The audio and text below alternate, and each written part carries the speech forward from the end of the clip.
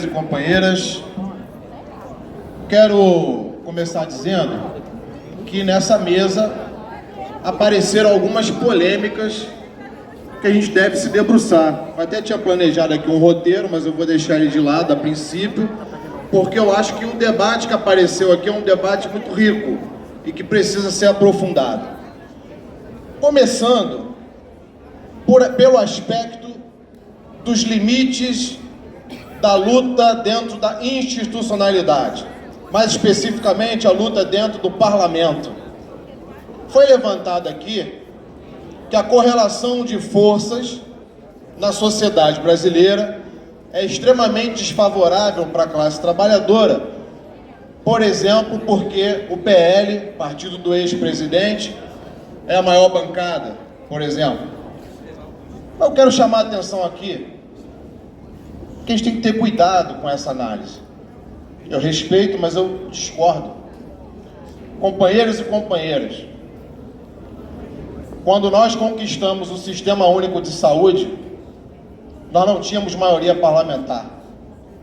Quando nós conquistamos a consolidação das leis do trabalho, incluindo salário mínimo, descanso semanal remunerado, férias, 13º salário, licença médica, licença maternidade, nada disso foi conquistado com maioria parlamentar.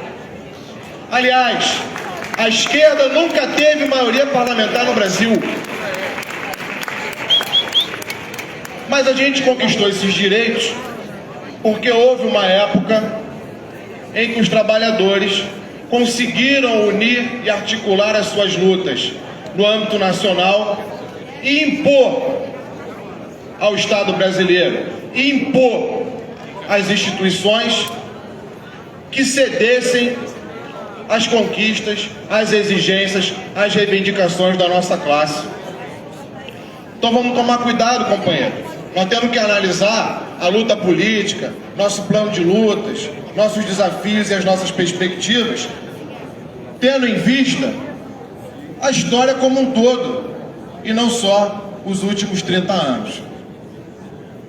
Sob o risco da gente cometer equívocos políticos muito graves.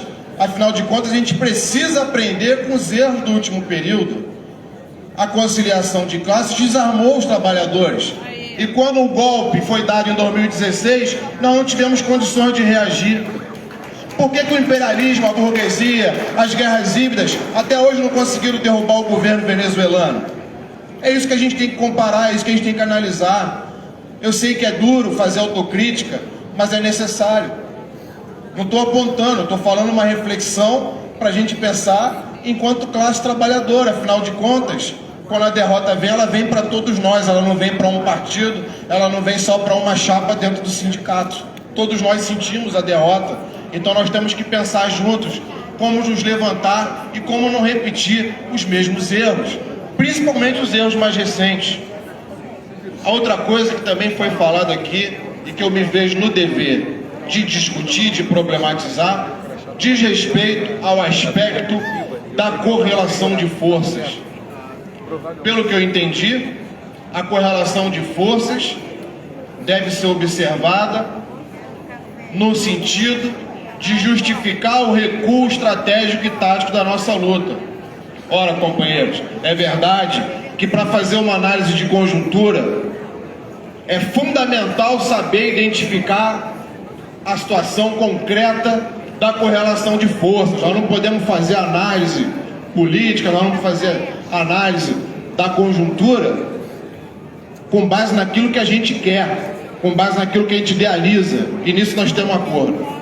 Agora, quando a gente identifica a correlação de forças e quando a gente chega à conclusão que ela é desfavorável, não é para naturalizar o nosso recuo, não. É para pensar como a gente pode preparar uma mudança na correlação de forças. É para pensar qual é o nosso papel como vanguarda, como trabalhadores organizados, como sindicato classista, para reverter uma correlação de forças que é desfavorável e não passar 10, 20, 30 anos justificando alianças, conciliação, recuo, porque a correlação de força está desfavorável. O que a gente está fazendo para mudar essa correlação de forças. Afinal de contas, isso foi falado, eu quero ressaltar que isso foi falado aqui na apresentação de teses, eu tenho muito acordo.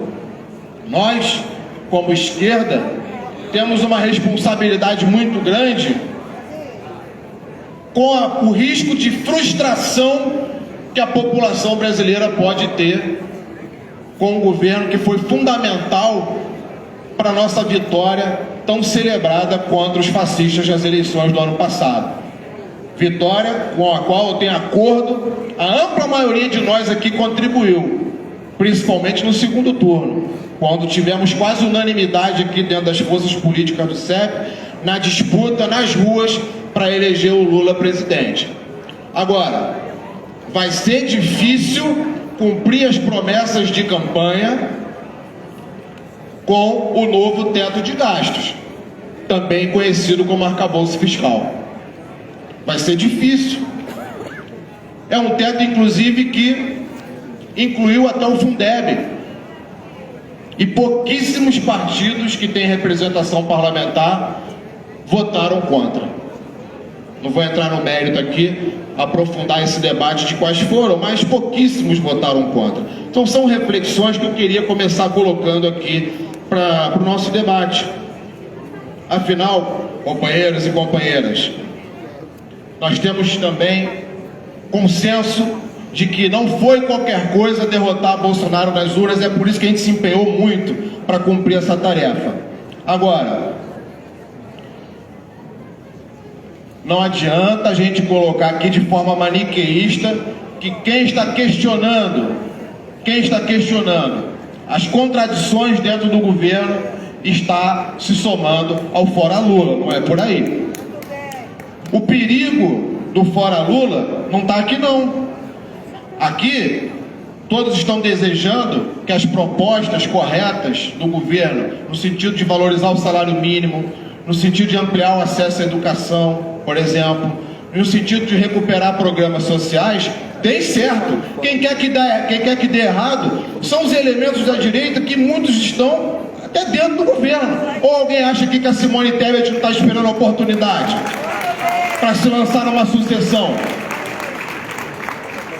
E a gente vai ficar caçando culpados entre nós, quando na verdade estamos aqui debatendo como sindicato independente de qualquer governo, de qualquer patrão, qual é a nossa pauta classista que nós vamos cobrar, seja quem for que esteja no governo, porque senão, companheiros, a frustração eleitoral, nós já vimos que ela é muito perigosa, porque a população frustrada, desorganizada, ela é um terreno fértil para o fascismo, que recruta essas pessoas e estão preparados aí, os bolsonaristas, para voltar a qualquer momento para o poder executivo. Então, feitas essas ponderações, esse debate, que eu insisto, é um debate que eu estou fazendo de forma respeitosa, porque eu reconheço aqui nessa mesa todos e todas aqui presentes como lutadores importantes na construção do CEP. Mas acho também que é necessário a gente colocar de forma sincera e fraterna as nossas divergências, que eu espero que sejam minoria. Inclusive quero falar agora sobre muitas coisas que a gente tem consenso e que dizem respeito ao nosso modesto ponto de vista, as perspectivas de luta para a gente. É unânime aqui entre nós a defesa como eixo prioritário, a nossa luta pelo piso nacional, pela reposição de perdas inflacionárias, por condições de trabalho, entre outros aspectos da luta trabalhista. Isso aqui foi falado, foi mencionado em todas as teses e foi repetido aqui na mesa. Portanto, quando a gente está discutindo plano de lutas, a gente tem um desafio. A gente tem um desafio que é de escolher prioridades. Não adianta a gente fazer um debate aqui de plano de lutas e levantar 50 bandeiras. A gente precisa se debruçar sobre o desafio de escolher eixos prioritários.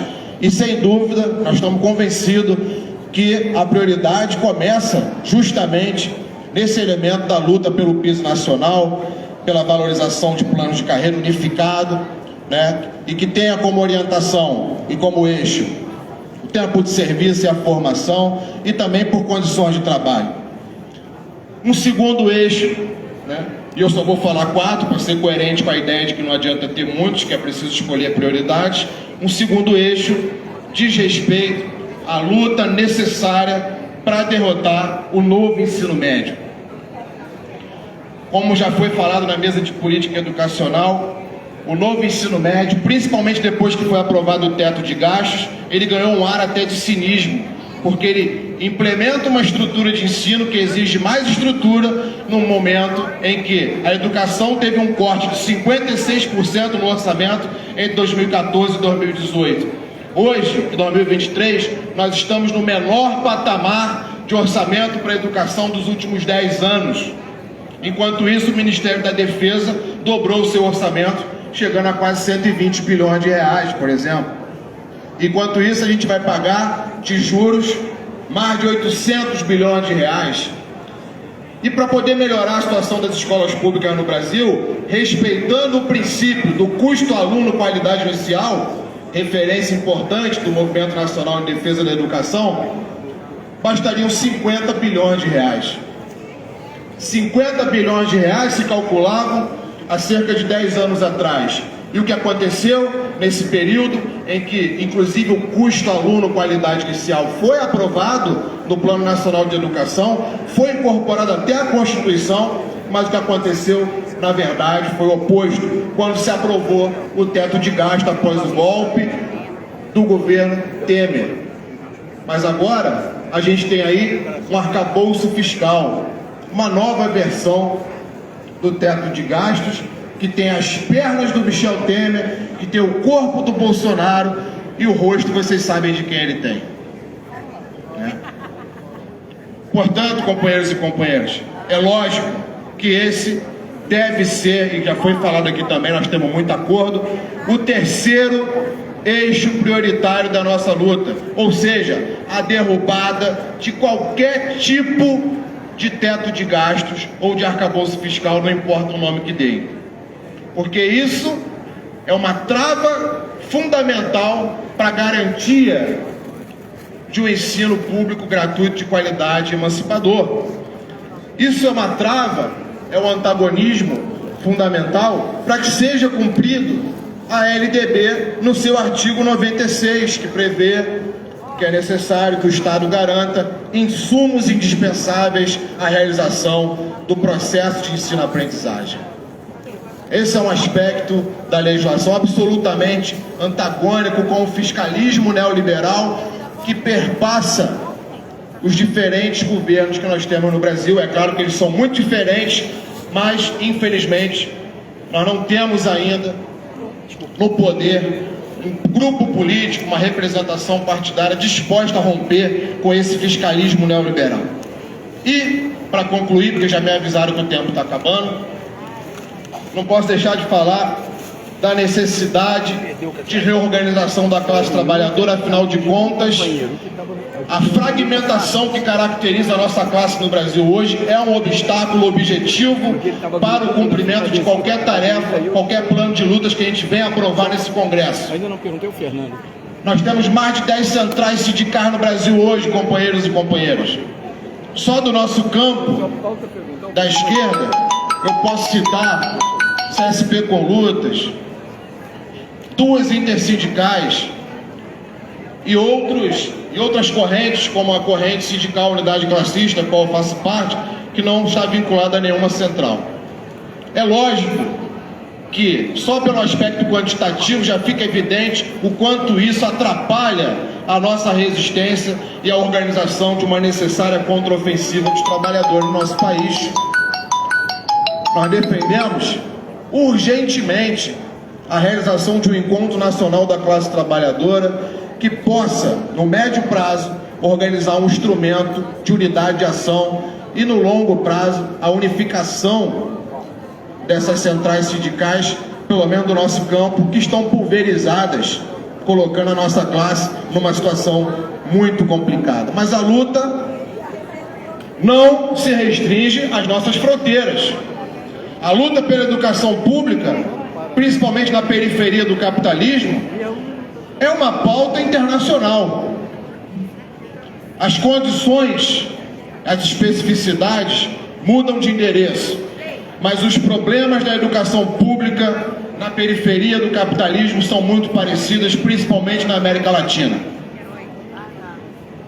Porque na periferia do capitalismo, a educação, ela não tem a importância que tem em outros espaços. Afinal de contas, a economia é uma economia simplória, uma economia agroexportadora, que não precisa de qualificação. Então a educação é a educação mais rasa e sucateada possível.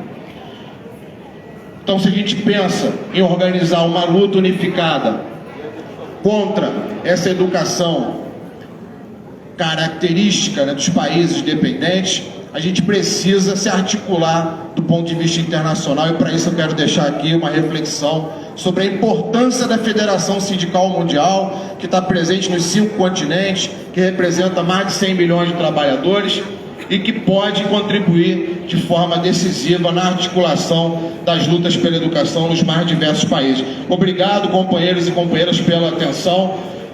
Quanto mais a gente luta, mais a luta nos educa. Educação, a gente luta todo dia porque educação não é mercadoria. Obrigado.